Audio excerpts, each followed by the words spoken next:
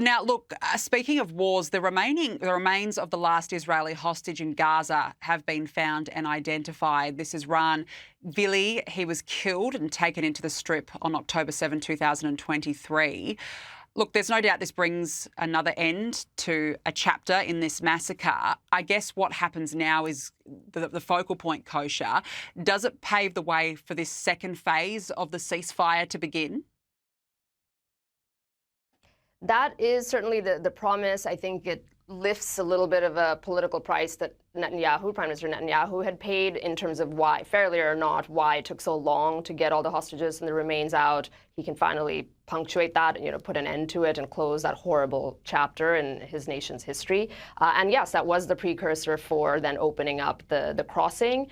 The Board of Peace met when everybody was gathered in Davos recently, and that is sort of getting off the ground. So all these things are coming into place, and we hope that this is something a little bit new. I think the core and the fundamentals of that region remain, and the danger of the conflicts that have happened throughout time do remain. But if the ceasefire holds and there are new structures in place, like the Board of Peace and this chapter ending, and the U.S. president right now being more stronger than the last one, and all the rest of the factors that go into this, we can hope that we're moving another step in the right direction after a very, very bad few years. Look, absolutely, and there's no doubt that Donald Trump has made this happen, that we can hopefully close this chapter and move into phase 2 of the ceasefire, and it really is thanks to the US president.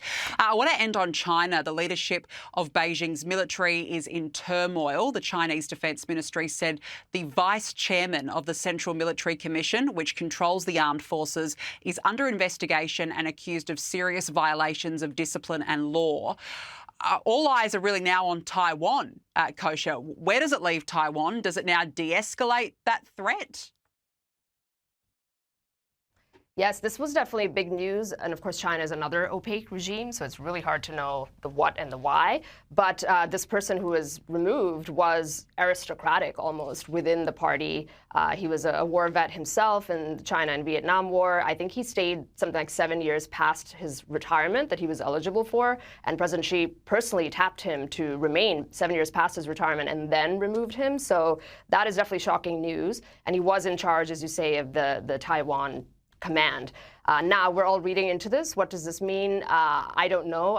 I don't think anybody knows, given the opaque regime. What we do know is that China is moving closer to some sort of reunification strategy or execution of that strategy, whether it's today, whether it's years from now.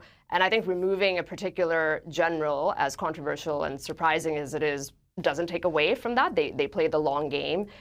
They are the strongest that they've ever been, and the U.S. has signaled that it doesn't, again, want to go around policing the world or certainly get involved in a kinetic head-to-head battle against China without coming out and saying it. Trump has signaled that to Xi and in other forums. So I think all those things bode in the direction of China moving towards that. But again, it's anybody's guess when it may or may not happen. Yeah, and it was only last week when the ambassador said, basically, if you're not with us, you're against us. So let's see if Australia gets drawn into this. Kosha Gada, thanks for your time as always.